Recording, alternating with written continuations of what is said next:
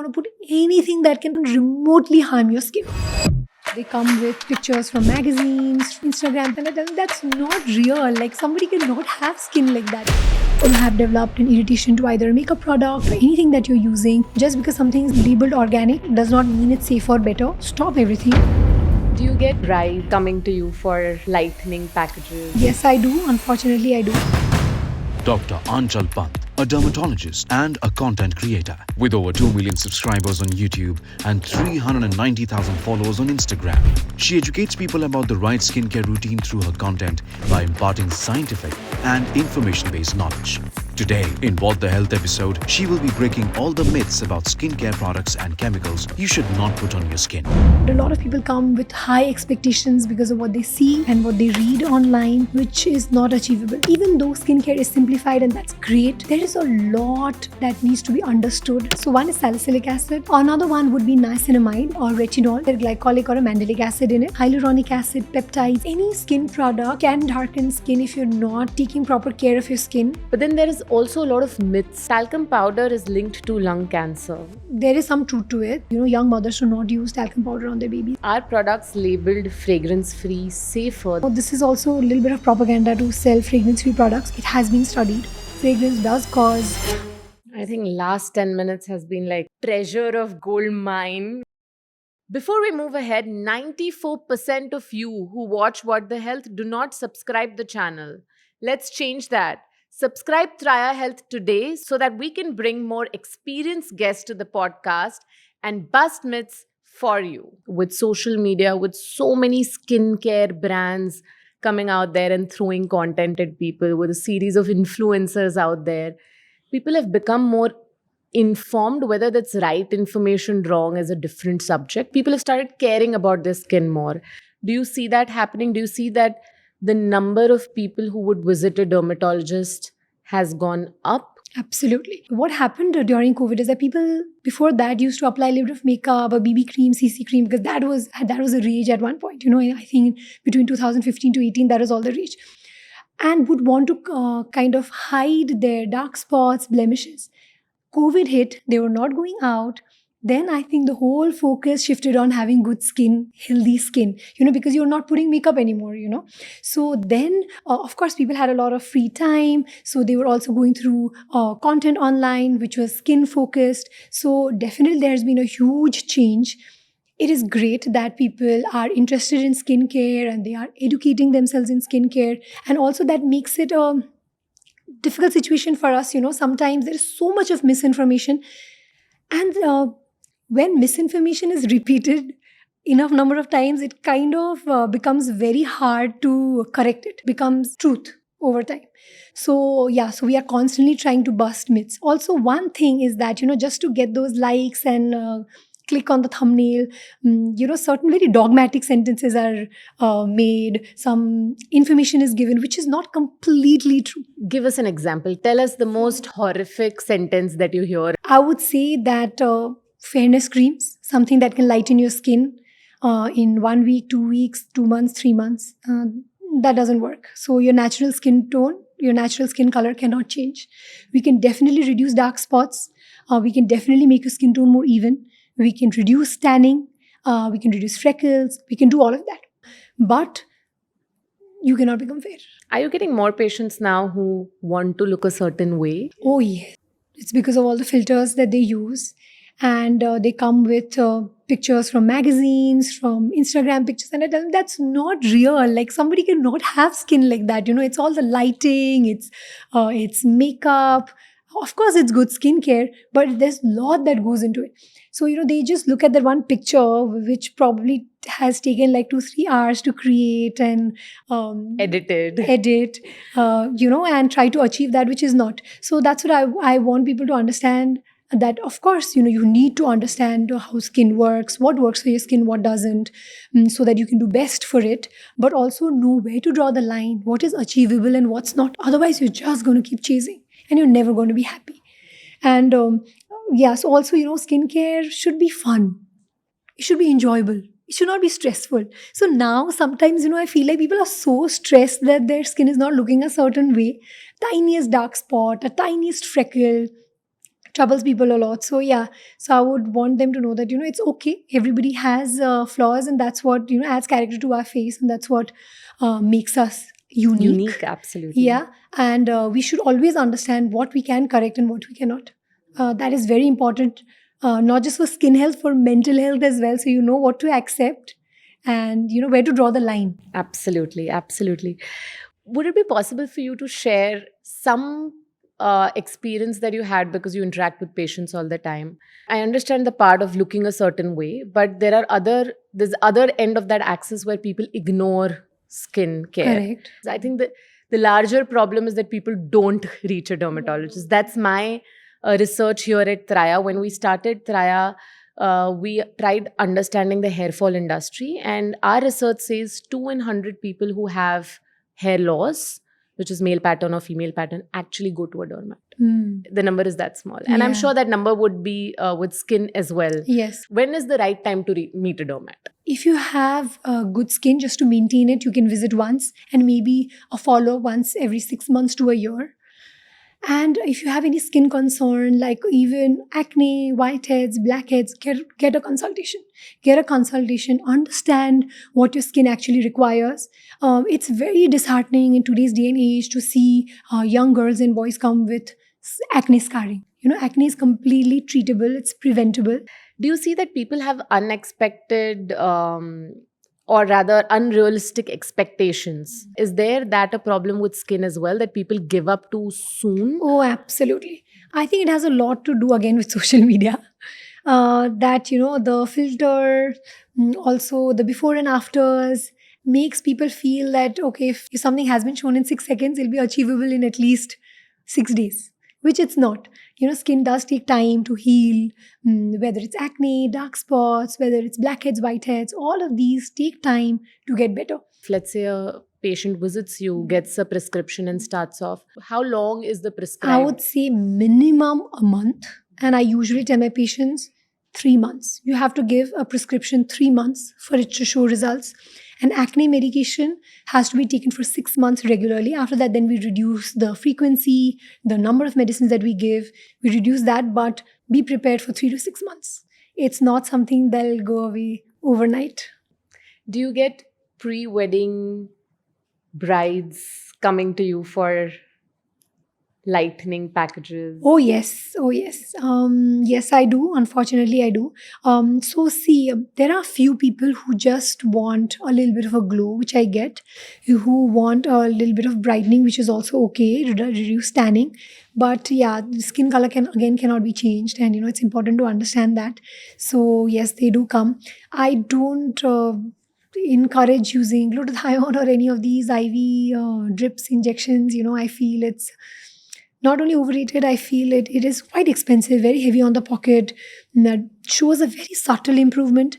So if you are somebody who can easily afford it, doesn't pinch your pocket, then maybe you can try it, but don't have very high expectations from it, is what I tell patients. It can lighten by 1 to 2 shades. If you're okay with that, then go for it. But a lot of people come with high expectations because of what they see and what they read online, which is not achievable.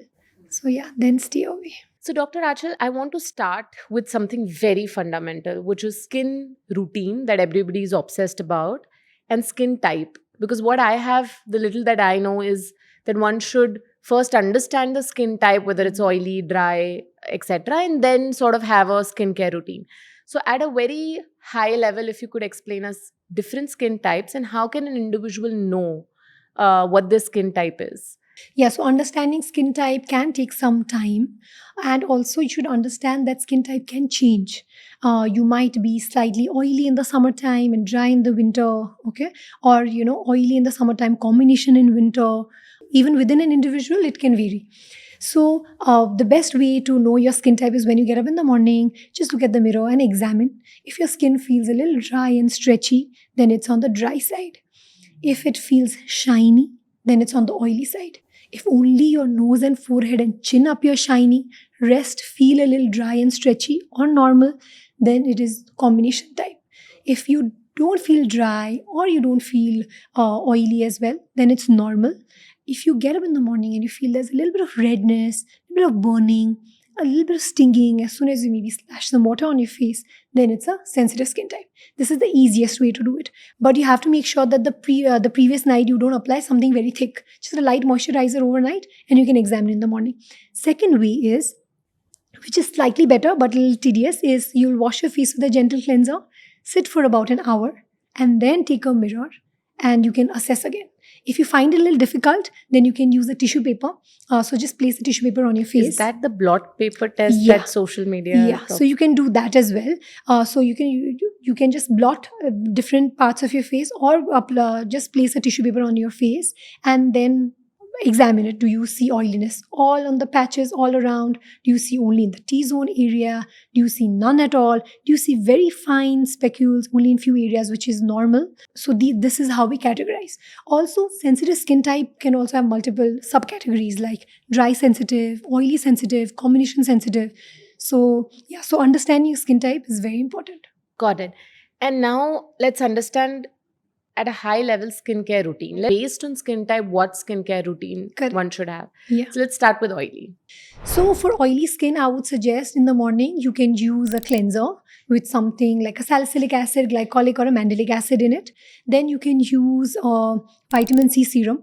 Follow that up with a gel-based moisturizer and a sunscreen. And a gel-based sunscreen. If your skin is very oily, then you can use sunscreen just over the serum and skip the moisturizer in the morning time. Okay, so cleanser, a vitamin C serum or any antioxidant serum, and a sunscreen. That's your morning routine done in 3 steps. So Dr. Aanchal would really want to understand a little bit about these 3 steps. What do they do? You said step 1, which is cleansing. So I'm assuming cleans the skin. Step 2, vitamin C. Why should one use vitamin C? So see, vitamin C is a good ingredient for somebody who's struggling with dark spots, to slow the process of aging. Even if you have a little bit of open pores, that can also become a little less prominent. And Indian skin type or Asian skin type is prone to developing dark spots, so it helps with that. Also, because it's an antioxidant, it slows the process of aging, and vitamin C is a key component in collagen buildup. So if there is depletion of vitamin C, that can let's say hamper the process of collagen synthesis. So that is how it came into being, that vitamin C we used to take orally first, and that's how wound healing and all would happen. And then they started introducing topical vitamin C and saw the benefits as well. Also, vitamin C has a little bit of photoprotective effect. It protects your skin against UV rays as well. So, better protection, let's say, in the morning. So before you use a sunscreen, using a layer of vitamin C is beneficial. And I see a lot of misconception or other queries around how to use a sunscreen and how much to apply. I know a friend who is a skincare enthusiast taught me to draw the whole sunscreen tube into a finger and said, this is how much you should apply. And that's when I realized that I was just applying few drops of it, which was not good enough. So how much quantity of sunscreen should one use? So for the face, we usually say 2 finger length. So make 2 lines on the finger. That thin 2 lines are good enough to cover the whole face. So basically, we want a thin layer on the whole face. We don't want to rub the sunscreen too much. Okay, so sometimes what happens, if the sunscreen leaves behind a white cast, we have a tendency to kind of rub it in to get rid of it. No, we don't want that. We want a thin film, 2 finger length.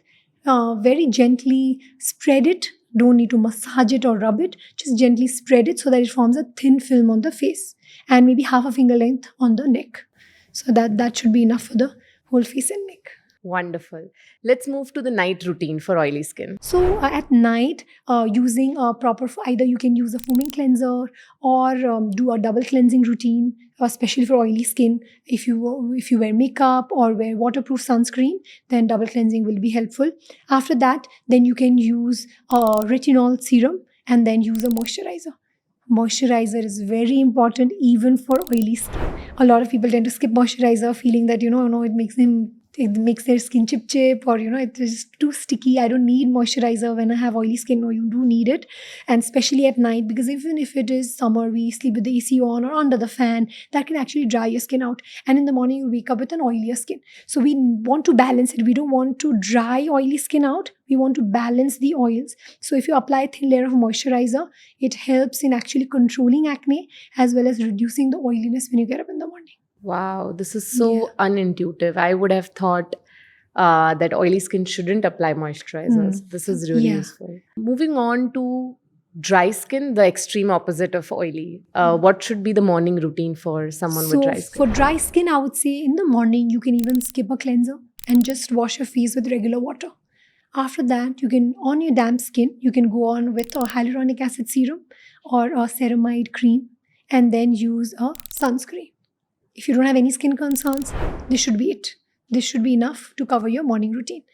And at night, you can use a very gentle cleanser, follow that up with a layer of moisturizer, then use a layer of retinol, and then moisturizer again. So if you have dry skin type, using a sandwich technique of retinol application is always better tolerated. What does the hyaluronic does for dry skin? The best thing about hyaluronic acid is that it plumps up the skin instantly. So if you are somebody who has fine lines, wrinkles, you instantly feel that your skin looks better and your fine lines look lesser. Especially if you have fine lines under your eyes, it instantly gives that plumping effect, and also overall your skin just looks fresher and plump and more youthful as soon as you apply hyaluronic acid. And in today's day and age of Instagram, where everything's very instant and everybody wants quick results, hyaluronic acid is that ingredient that can really instantly give you a little bit of a boost to your skin and make it appear more luminescent, fresher. So yeah, that is something that even oily skin people can use. And then combination skin? Combination skin is a little tricky. Combination skin requires the most number of products because it changes with season the most. It reacts differently to different products. So I prefer to give either in the morning, use a gentle cleanser, then use a layer of salicylic acid or niacinamide only in the T-zone area, and then use maybe a hyaluronic acid or ceramide moisturizing the rest of the face. So that ways they are not getting that excess salicylic acid on their cheeks, and that does not irritate the skin and doesn't dry it out. Also with same goes with using a cleanser. Even if they do use a cleanser with glycolic, salicylic or mandelic acid, I tell them to use it, apply it only on the T-zone first, and then when you splash water on your face, whatever residue touches the cheeks, that is enough to cleanse it. You don't need to apply a separate dot on the cheeks. So that ways you are not applying too much of product, because sometimes these cleansers meant for oily skin do have surfactants which can be a little drying on the skin. That's why just washing the rest of the face with the residue of what you've already applied in the T-zone can help in cleansing it effectively without drying the skin out. Then you want to go ahead and apply in the T-zone salicylic acid or niacinamide, and rest of the face you can use a hyaluronic acid or I think ceramide. last 10 minutes has been like treasure of gold mine, because you've given such useful tips that only years of person having T-zone could have figured out, and how to even apply a cleanser. This is really, really useful. Now moving on to people who have certain concerns, right? The first concern that I want to talk about is pigmentation. Do you get a lot of Oh yes. queries? So I would really want to address dark circles. That is, I think, most commonly asked question after hair fall issue, because dark circle, there is no treatment for dark circle. There is no one single treatment for dark circle. It's very important to understand. I always get asked, whatever videos I post, please recommend a cream for dark circles. Evaluating the cause for dark circle is very important, because there are multiple reasons for dark circles. It's not just darkening of the skin under the eyes. Is it like tear trough? Are your eyes sunken, which is giving a shadow effect? That is why your under eye area is looking dark. Is the skin thin in that area, which is making the vessels pop through? So that's why it gives a bluish discoloration to the under eye. Is that the reason for your dark circles? Or just the loss of volume with age. So we have fat under the eyes, which once lost can give a little bit of a hollowness. So you might have a little bit of darkening, but because of the hollowness, it becomes even more prominent. So these are the causes for dark circles. So we need to actually find the reason and address that. So it's very, very difficult to just recommend one cream. There is no single cream that can address all of these. So if you have actual darkening, then look for ingredients like vitamin C, niacinamide, alpha-arbutin, licorice extract. These can help. If you have blood vessels under the eyes, which is bluish in color, then using serums with vitamin K can help. Then if you have a wrinkling under the eyes, then retinol and hyaluronic acid, peptides, these can help in improving. If you have a tear trough, like a groove under the eyes, then going for a hyaluronic acid filler injection that can help. And also, if you have fine lines and wrinkles, hyaluronic acid, retinol, peptides can help. So, we need to find the cause. So, understanding, evaluating the area around the eyes is very, very important. So, please don't go and buy the most expensive under eye cream and expect it to work. It will Yeah, not. I think I'm going to simplify all that you have said. Go meet a dermatologist and figure out why it's happening. And they would Yes, need suggest. to know the cause. Even if you do understand the cause, you'll be able to make better choices. I don't want to sound like, okay, whatever you have, come to me, to go visit a dermatologist. Of course, that is the most important. But I want people to understand that even though skincare is simplified and that's great, there is a lot that needs to be understood, a lot that needs to be evaluated, that requires experience and expertise. After hearing all of that about dark circles, I have a question: how to avoid dark circles? So there is no way to completely avoid. If there's a lot of genetics that come into play. You would have noticed that if there's in a family, the mother or sister have dark circles, and other members also seem to have. So it does run in the family. But definitely following a proper skincare routine, making sure you remove your eye makeup properly before you go to sleep. It does not cause dark circles, but it can sometimes aggravate it. Because like I said, dark circles do look more prominent when there are fine lines and wrinkles under your eyes. So that can become worse when those kajal particles or mascara particles are constantly irritating the eyes. Especially in people who have dry eyes or who have eczema, atopic dermatitis, who have a tendency to develop dry skin, they tend to fare worse with applying these eye makeup, which is long wear. Also, before you apply makeup or concealer under the eyes, applying a good layer of moisturizer is important. So these are ways, and always applying a layer of sunscreen under the eyes so that the whole process of collagen breakdown due to UV exposure is less. So if you take these precautions, it can definitely help in reducing the. Yeah, so I think if we are doing the step 1, which is the skincare routine that we discussed, we're kind of sorted. Yes, so just pull it up to the under eye as well. It will help in reducing the dark circles. Yeah. We spoke about acne, we spoke about dark circles. What else do people Melasma.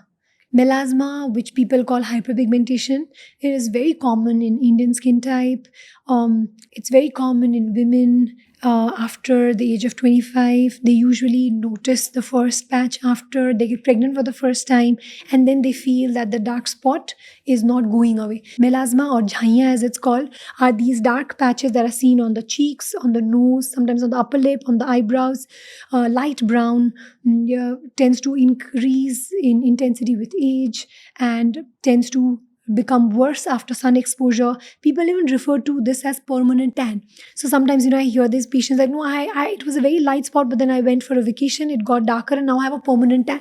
It's not a permanent tan, it's actually melasma, which got unmasked during the vacation because of excess sun exposure, and now it requires proper attention and treatment. So I really want people to understand melasma and how to treat it, because melasma is a difficult condition to treat. We need agents which are effective, penetrate deep enough to cause an improvement in the skin color, to reduce the amount of melanin produced, as well as not irritate the skin too much. Any kind of irritation can trigger melasma. So it's not just sun exposure, sometimes just heat, even exercise can exacerbate melasma.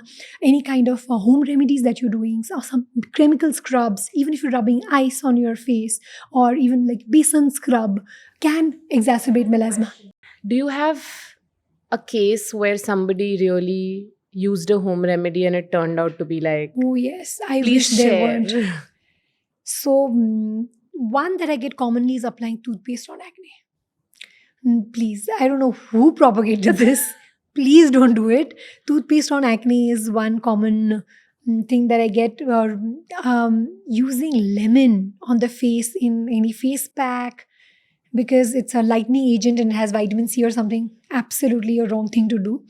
And one very disheartening image that I can never shake off from my head is a person with multiple moles on the face, used sodium bicarb to burn the mole. So the mole was still there. It was not burnt completely and left behind large scars. So there was a huge scar with a mole in the center. So neither did she get rid of the mole. This is a young girl, 22-year-old. Extremely disheartening to see that. So yeah, so I am time and again, trying to educate people to understand that using home remedies on the face, not the way to treat anything. Home remedies are good for relaxation. Don't expect it to solve your underlying skin issue because it's Wow. not going to. All home remedies do is gentle exfoliation and moisturization. That's all it does. It's not going to treat your dark spots, not going to treat your acne, not going to get rid of blackheads and whiteheads. It's not going to. It might temporarily improve it because you're moisturizing it and it kind of makes your skin appear smoother, but it's not treating the underlying condition. And in such a condition where you know you're not getting much benefits, why would you want to put anything that can possibly even remotely harm your skin? Don't want to. So any of these citrus fruits, lemon, orange, absolute no. Is there any other concern that you would want to talk about, which is Tanning, yes. So since tanning is a very common complaint, I want people to understand that there's nothing like a detan cream. Okay, there's nothing that you can apply and the tan is going to all come the off. detan facials that I have gotten in parlors are waste. Yes, there's nothing like detan. So how do we detan? Actually, we need to understand. So for removing tan, we need to apply some kind of an agent which increases cell turnover, which kind of sheds the dead skin layer so that new skin comes on top. So the dead skin is darker in color and the lighter colored skin is exposed. That's the only way to get rid of tan. So it takes at least 3 to 4 weeks for this whole process to take place, right? And if you continue sun exposure, let's say you've gone on a vacation, you've had a good time, and you come back, but your sun exposure is continued in the way of either going out in the sun while work for work, or you're not applying sunscreen on a regular basis, you still have that amount of sun exposure. The tan is not going to come off. We have to reduce sun exposure in order for the tan to come off. So let's say I come back from a holiday, I start using sunscreen, stop sun exposure, wait for 3 to 4 weeks to pass by. So now I know that my tanned skin is rather dead skin. Can exfoliation help? Yes. So you can use glycolic acid based creams or serums that can help in gentle exfoliation. I don't recommend scrubs or any kind of physical exfoliant, but yeah, chemical exfoliants do help. So you can use maybe a glycolic acid cream on alternate nights at night in a concentration of about 6%, can be used on alternate nights and see how you can tolerate. Follow that up with a moisturizer and strict sun protection will definitely help in reducing tanning. There's a last concern that I really want to talk about because I think a lot of women, especially when we cross 30, start facing, and that's blackheads, whiteheads, and pores. So I put blackheads and whiteheads in one category. So blackheads and whiteheads are basically precursor lesions of acne. Like they are a part of acne. The pathophysiology is similar. It's just that in blackheads there is no layer of skin on top, so the keratin is exposed and that leads to the black color. And in whitehead there's a thin layer of skin on top, so that's why it looks like skin colored or whitehead. So basically what we want to do is reduce oil production from the skin and cause gentle exfoliation, which can help in reducing the appearance of blackheads and whiteheads, the formation, and also help in reducing what is already there. So ingredients that you can look for are salicylic acid, that works well, and using a little bit of adapalene gel that can also help in reducing the blackheads and whiteheads. Adapalene gel is again prescription medication. Definitely consult your dermatologist, but these two ingredients really help in reducing the appearance of blackheads and whiteheads. A lot of people go to salons where there are blackhead removal.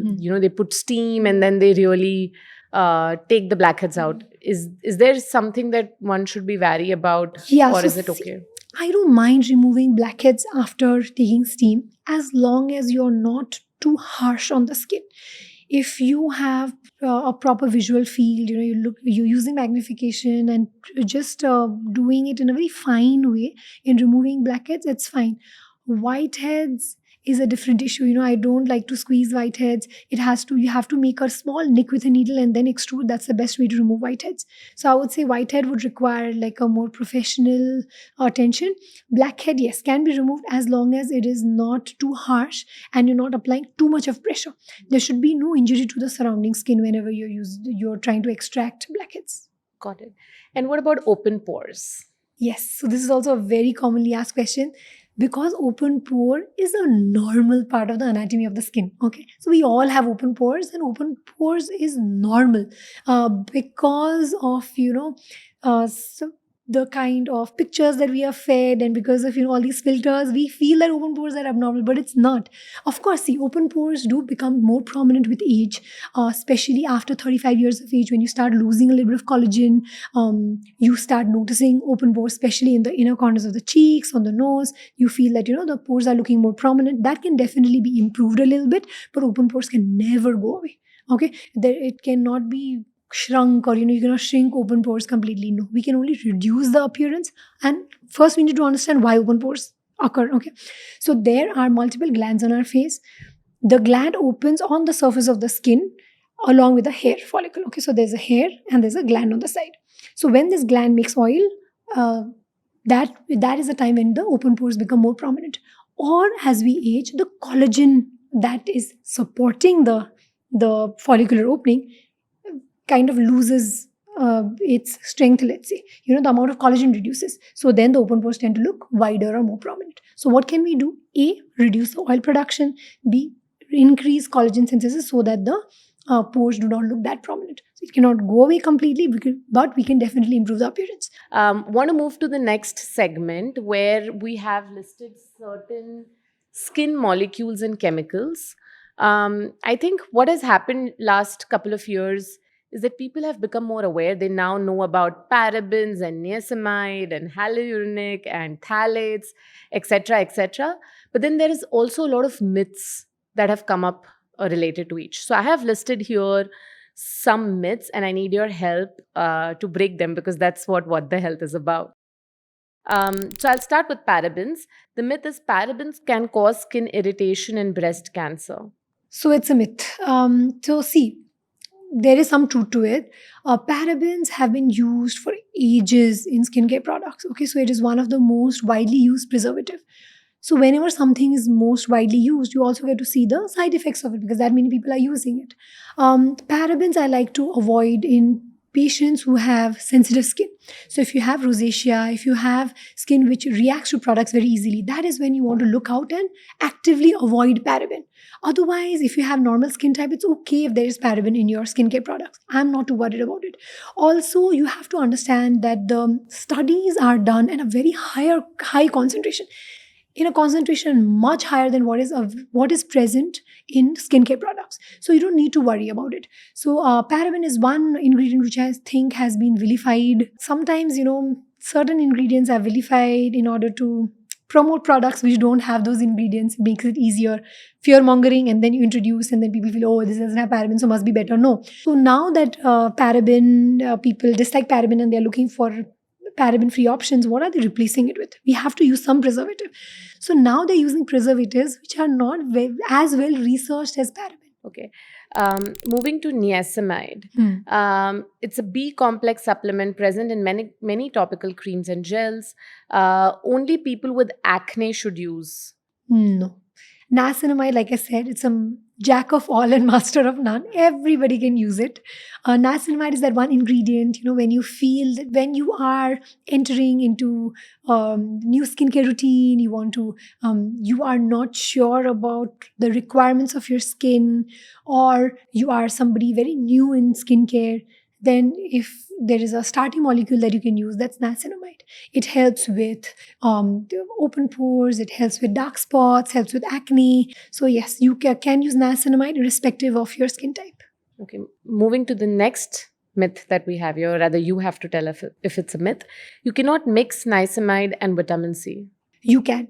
So there's an old study wherein the temperature was not controlled, and niacinamide and vitamin C was used together, and it led to formation of a product of niacinamide which actually caused flushing or irritation to the skin and redness.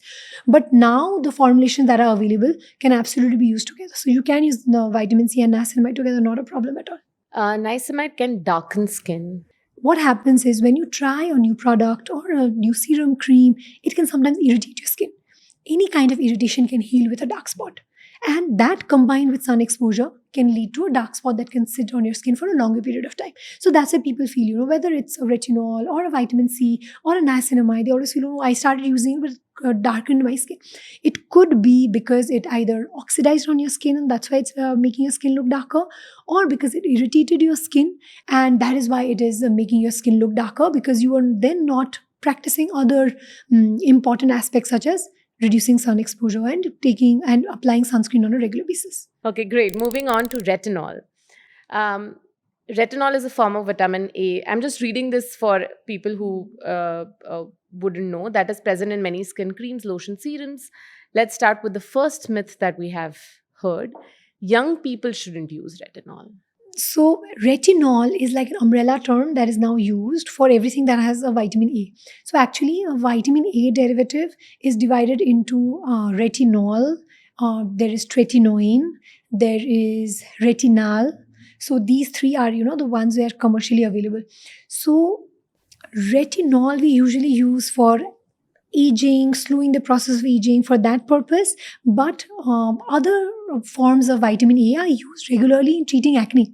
So what it does is it reduces the sebum production from the skin and also stabilizes the keratinization process, like how the skin matures from the lower layer to the upper layer. So it kind of stabilizes that maturation. So derivatives of vitamin A are used even in teenagers, even in kids as young as 11 for treating acne. If you are talking about anti-aging or slowing the process of aging for that purpose, then yes, then using retinol in teenage years does not make much sense. So when you say retinol for anti-aging, 25 is the age when one should start using it. Yes. I think that itself is very interesting because a lot of people think anti-aging begins at 35. No. So because when we think of aging, we only think of wrinkles and fine lines. We don't think of uneven skin tone. We don't think of dark spots, prominence of dark circles, dullness, dryness. All these are also precursors, or all these are also identifiers of aging skin. There's nothing like anti-aging. There's no way to stop the process of aging, but we can slow the process of aging. And yes, retinol does help in that. Okay, moving to talc, right? I was so surprised when this came in the list.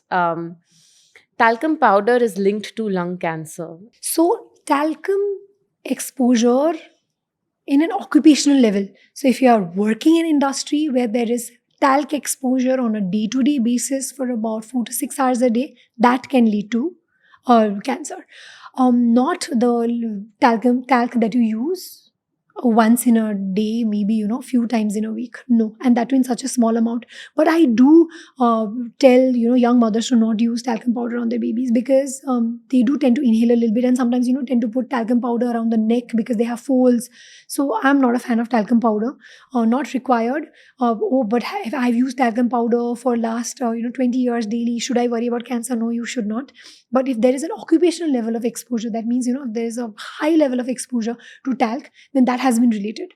Otherwise, the home used, not problematic. I would say you can avoid it. I know so many people who for years every morning after they shower Yes. use talc and then start their day. The only time that I do tell people to use a powder is to prevent fungal infection. For people who get recurrent fungal infections because of sweating, then when they use talcum powder either in the groin area, in the underarms, that can really help in reducing sweat production and reducing fungal infection. Otherwise, day to day, I don't think you require it. Talc sort of makes me also think about deodorants. What is your opinion on using deodorant on skin on a daily basis?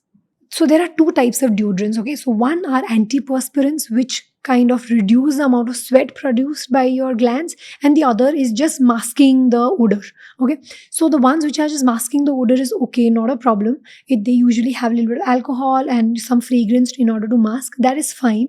But yes, something that is antiperspirant that kind of reduces the production of sweat, that can lead to blockage of the glands. That can be problematic in some patients. Again, not all people have issues with it, and I don't think you need to throw away your deodorants. But I don't like to use spray deodorants, which are those can pressurized deo sprays. I don't recommend that to anybody because the pressure in which it comes and the amount of alcohol content that it has does tend to irritate your underarm skin and does tend to darken it. Okay, it tends to lead to a little bit of dryness and darkening of the skin. Instead, use a roll-on. That is always preferred. Useful. Salicylic acid, again found in various cleansers, we spoke so much about salicylic, right? Salicylic acid is only for blemishes. No, so salicylic acid can be used for open pores, for oily skin, acne-prone Acne. skin. Yeah, for all of these. Salicylic acid is not safe for sensitive skin. So you need to know how to use it right. So yeah, salicylic acid can be irritating. So I usually, when I see patients with acne-prone sensitive skin, I like to apply a layer of moisturizer first, a gel-based thin moisturizer, and use a very low concentration of salicylic acid only on the affected area. Maybe start with alternate nights, and if they are able to tolerate, then every night. So go slow with salicylic acid, then you should be able to tolerate. You can't combine salicylic acid with other potent ingredients. So see, potent as in you can combine salicylic with or niacinamide. That's okay, but a salicylic acid with a vitamin C or a retinol or a glycolic acid separately, try to avoid. That can lead to a little bit of irritation, yes. Okay, so let's go to the next one, hydroquinone. Hydroquinone bleaches your skin. So hydroquinone is actually a very powerful, effective skin lightening agent which reduces the amount of melanin produced in the skin. But it has to be strictly used with prescription because in Indian skin type, unsupervised use of hydroquinone can lead to darkening of the skin. So paradoxical darkening. Okay, so you're using it actually to reduce your darkening, but it's making your dark spots worse. It's called exogenous ochronosis. So hydroquinone, I don't even like to mention it because if people use it without having proper knowledge, it can really harm your skin. There's also some thought around it being carcinogenic. No. So if you use it in a quantity, in that smaller quantity, in that percentage, we usually use like 2%. In a very, very small quantity, only on the dark spots, not a problem. Can all skin types use it? Yes, but need to be very, very careful with hydroquinone because hydroquinone itself is a very irritating molecule, especially if you have dry skin, sensitive skin. It becomes very difficult to tolerate hydroquinone. Okay, moving on to my favorite myth category, which is fragrance. Are products labeled fragrance-free safer than products with fragrance? So sometimes what happens with fragrance-free is that they use essential oils and say natural fragrance, but actually that can also irritate your skin. Okay, so we need to understand when they say fragrance-free, is it actually fragrance-free or not? And also, fragrance is another molecule which I feel has been really demonized. I'm okay with a little bit of fragrance in shampoo, conditioners, body washes. I'm okay with that. Yes, again, like I said, with paraben, even with fragrance, if you have very sensitive skin type and you react to products easily, that is when you really want to be careful about avoiding fragrance in your skincare products. Otherwise, I feel if you have normal skin type, a little bit of fragrance here and there, not a problem at all. Again, this is also a little bit of propaganda to sell fragrance-free products. Definitely, fragrance does, it has been studied. Fragrance does cause irritant contact dermatitis. It does cause irritation to the skin. It can damage skin barrier. It does cause irritation to people with sensitive skin. If you have photocontact dermatitis, like a condition wherein when you're exposed to sun, your skin gets dark, which takes a long time to get better. For certain conditions like that, then we do prefer to avoid fragrance. Okay, so the next one is something that's there everywhere in our nail polishes, hairsprays, aftershave lotions, cleansers, shampoos, and that's phthalates. So again, phthalates in the concentration and quantity that is present in skincare products should not be a problem. But yes, there have been certain studies which have shown that it can be linked to infertility. Yes, you could avoid using products with phthalates in them. And what about cancer? Is it considered carcinogenic? Yeah, so see, to prove that something is carcinogenic is very, very difficult and takes years of research. They have found a little bit of changes in the cell type in animal models, but yeah, difficult to say carcinogenesis, difficult to label it as that, but maybe it would be better to avoid it. And I have another myth here about phthalates. Phthalates are making us fat and it's linked to obesity. No, it's not. No, it's not. Even the disruption it is at such a level that it will not have that kind of an impact. So this is another thing that I get a lot of patients, whatever I prescribe, whether it's an antifungal, antibacterial, or medicines for acne or anything, they do come back saying that they've gained weight. So I think they do, people, especially when they come to dermatologists, they feel that, we write medicines that makes them gain weight. There are very few medicines that, make you gain weight. It's because it increases hunger, and that's how you gain weight.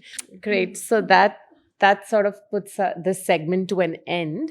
There's another thing, doctor, that I want to talk about, and that's this entire space of organic and natural. A lot of times, people think that because something is marked organic, it's safer, it's better.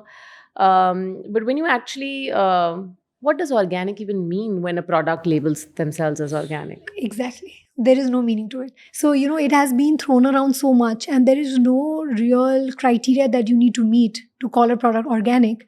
That you can just put one organic ingredient and call a product organic. So, organic basically means that, it was uh, the agent was prepared without any preservatives, or let's say if it talks about natural products and it was grown without using any fertilizers. That's what usually organic means, that you've not used any kind of chemicals to change the biology. I don't attach any value to products that are labeled organic. Just because something is labeled organic does not mean it's safe or better. Absolutely not. Even organic products may not suit you. It might make your condition worse.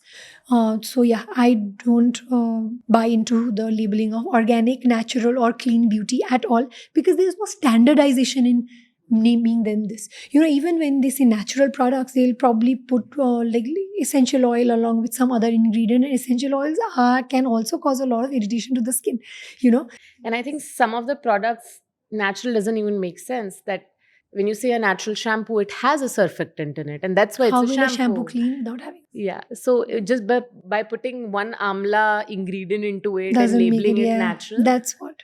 So that because there is no standardization, I don't fall for these claims. That's what I tell everybody. Natural, organic, clean beauty, these are very loosely used labels. Doesn't mean much. So, doctor, we spoke a lot about good skin and skin care and skin molecules that one should use, not use. I want to now deep dive into skin issues. So I would say, like, three top concerns would be fungal infection, skin tags, and warts. ये बताइए skin tags होता क्या है?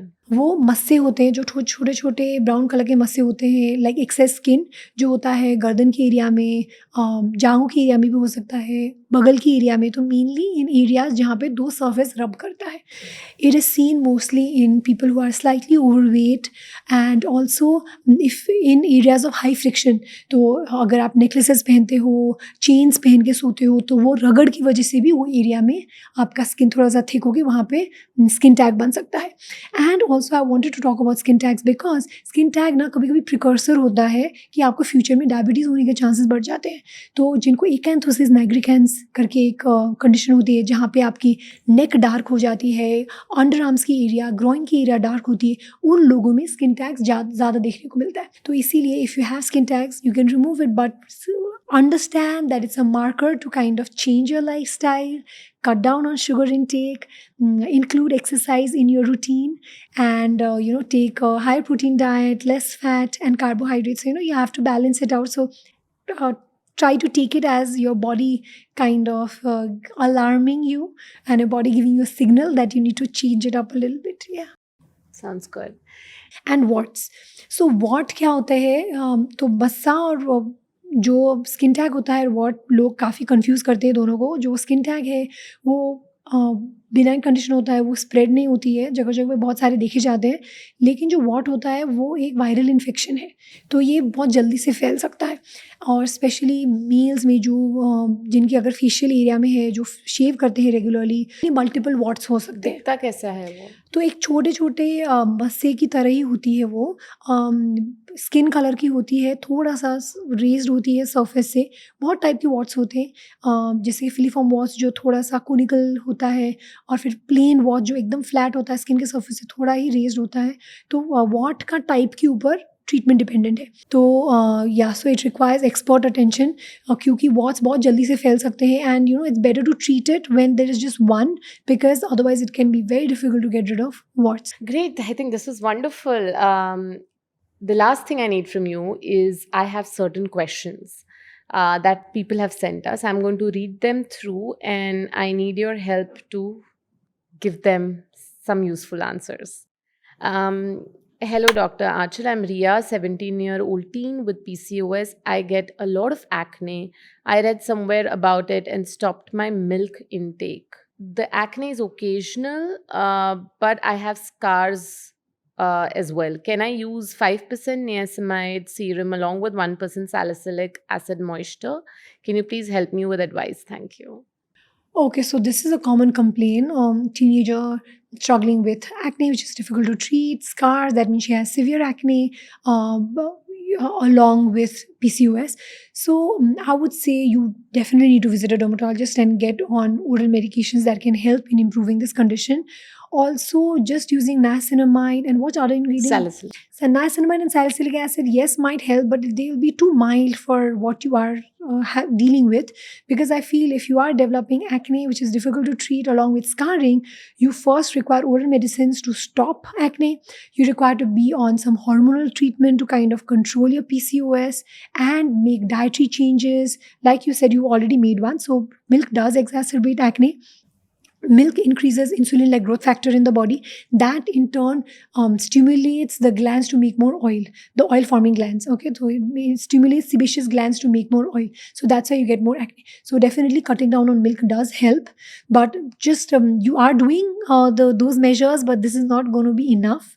Expert opinion is required, and along with that, having a proper diet, including exercise in your routine, that can really help in improving PCOS along with maybe oral medications and topical medications. Is there anything else that you would recommend in terms of diet changes for someone who has acne? I usually say avoid sugar and avoid milk. These are two proven things that can exacerbate acne. So these two you can avoid. A lot of people do feel that whenever they eat out or have oily food or junk food, that does exacerbate acne. If you feel that correlation, you could. So see, you have to understand that whatever is not healthy for the body is not healthy for the skin as well, right? So junk food does nothing good to your body, so it's not going to be good for the skin as well.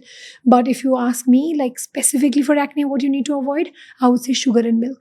Sounds good. Ma'am, I apply vitamin C on my face to brighten my skin. I have been doing it for the last 3 months. Still, I have not seen any visible results. Can you guide me? Because I think I might be making a mistake while applying vitamin C. Yeah, so people have very high expectations from vitamin C. It is a good ingredient, but we need to know what it can do and what it cannot. Okay, so if you have slight dullness, if you want something to brighten up the skin, definitely it can help. But if you have prominent dark spots or acne dark spots, then using vitamin C alone is not going to help. Also, just using vitamin C is not enough because she's saying that she wanted it for brightening but does not see any improvement. It seems like she's only depending on vitamin C to see all the benefits. So along with using a vitamin C, using sunscreen, practicing sun protection is important. Just not using sunscreen, carrying an umbrella, wearing full sleeve clothing, wearing sunglasses, wide rim sunglasses. All these can help in adding that extra layer of protection. So you do see an improvement in your skin brightness and skin tone. Hi, doctor. I made a mistake some days ago. I used to apply ice on my face on a daily basis. I was unaware of the fact that ice burn can happen. After 1 week, my skin completely broke out. There are rashes on my whole face and jawline, and just left a rough layer and wrinkle texture on my skin. Will this go away? So yes, it will go away. Skin is very forgiving organ. So you just need to treat it well and it'll love you back. So yes. So I would say you can use when something like this happens, you have developed an irritation to either a makeup product or anything that you're using, stop everything. Use a bland moisturizer, use a zinc oxide based sunscreen. That's it. Just try to use a gentle cleanser, a moisturizer, and a sunscreen. Just want to stick to the basics and moisturize your skin as much as possible. Repair that skin barrier as much as possible so that you give time for the skin to heal. Don't go and experiment more, don't go ahead and experiment too much using multiple products that can actually set your skin up for more irritation that can heal with darkening. Okay, so just be patient, use a moisturizer, focus on barrier repair, and you should be fine. My name is Anushka. I'm 22. I'm thinking about buying a home based laser machine.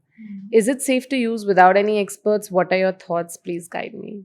So see, home-based lasers are safe to use, not a problem, but we don't know how efficacious they are. Also, see, lasers, we need to change the parameters of lasers in every session. So even though a hair removal laser seems like, you're just going to a clinic and getting it done, it seems like the same process is being repeated month after month. It's not like the parameters change every month depending upon how your hair growth is, how your skin is responding, how fast your hair cycle is, so it depends upon all that, the density of hair, the coarseness of hair.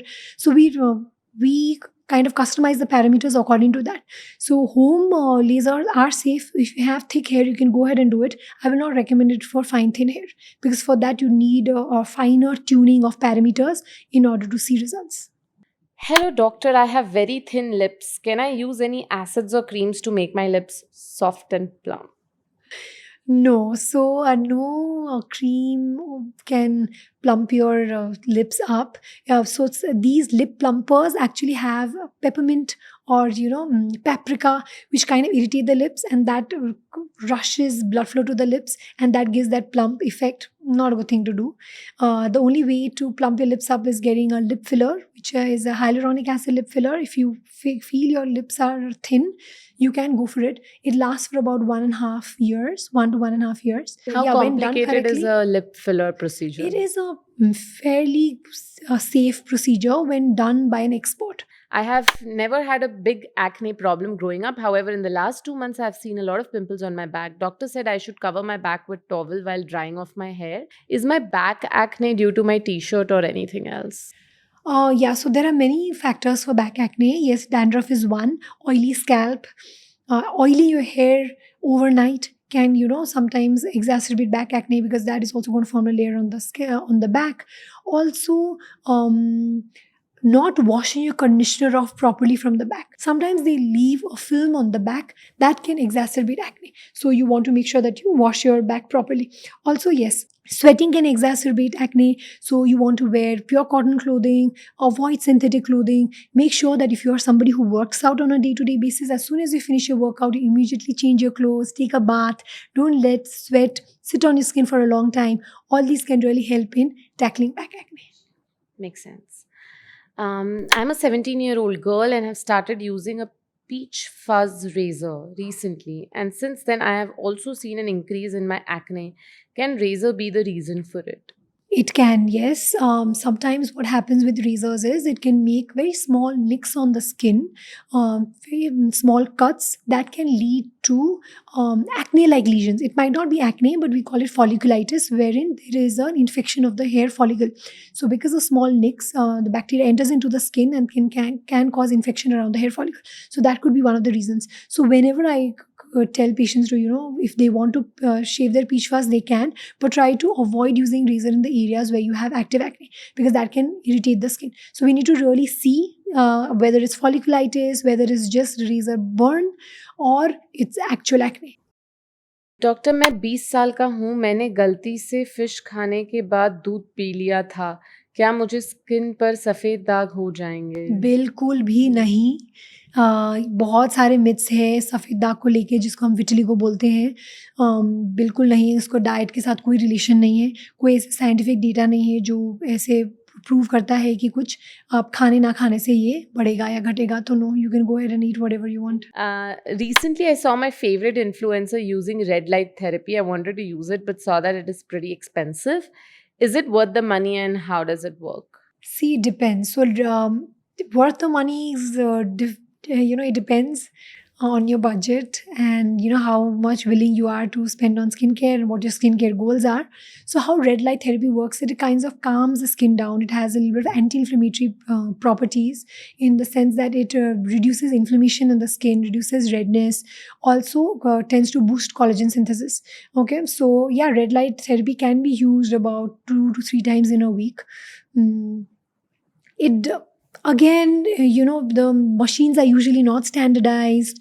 We don't know how much of light you're getting, if it is actually from a proper source, if it is uniformly distributed on all the curvatures of the face. So there are multiple factors, but yeah, if it fits your budget, you can go ahead and use it, not a problem.